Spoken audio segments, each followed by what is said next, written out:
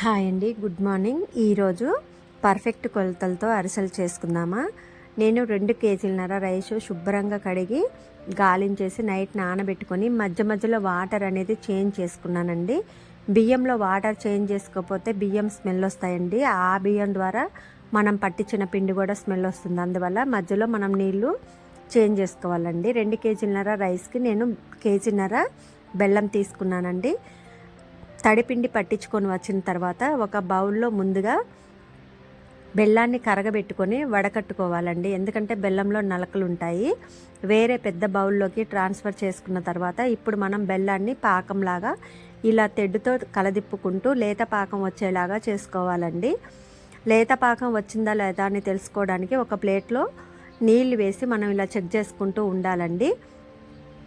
ఉండలాగా కాకుండా మనకి పాకం అనేది కొంచెం సాగేలాగా ఉంటే పర్ఫెక్ట్ కొలత అండి. అది ఉండగట్టిందంటే అరిసెలు టైట్గా చెక్కల్లాగా వస్తాయండి. కాకపోతే నేను లేత పాకం పట్టుకున్నాను.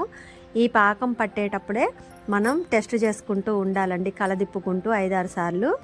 పాకం నాకు లేత పాకం వచ్చిందండి. ఇప్పుడు నేను కొంచెం కొంచెంగా పిండి వేసుకుంటూ తెడ్డుతోటి కలదిప్పుకుంటూ ఒక 1/2 కేజీ వరకు నెయ్యి వేసానండి. ఇలాచీ పౌడర్ కూడా యాడ్ చేశాను.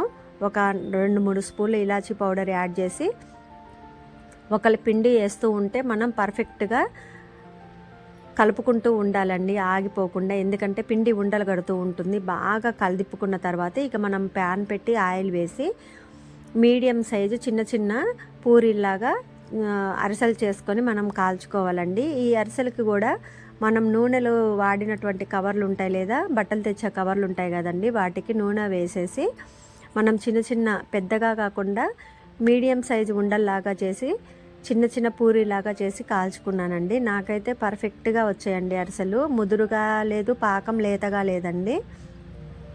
చాలా అంటే చాలా బాగా వచ్చాయి. నేను కూడా 3-4 సార్లే చేశానండి. కొంచెం కొంచెం కొలతలతో మనం అరిసెలు చేయటం రాని వాళ్ళు కూడా ఇలా చేసుకోవచ్చండి.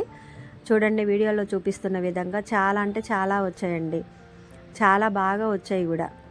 నూనె కూడా ఎక్కువగా పీల్చుకోలేదండి. ఈ సైజు పర్ఫెక్ట్ కొలతలతో మీరు కూడా ఒకసారి ట్రై చేసి చూడండి.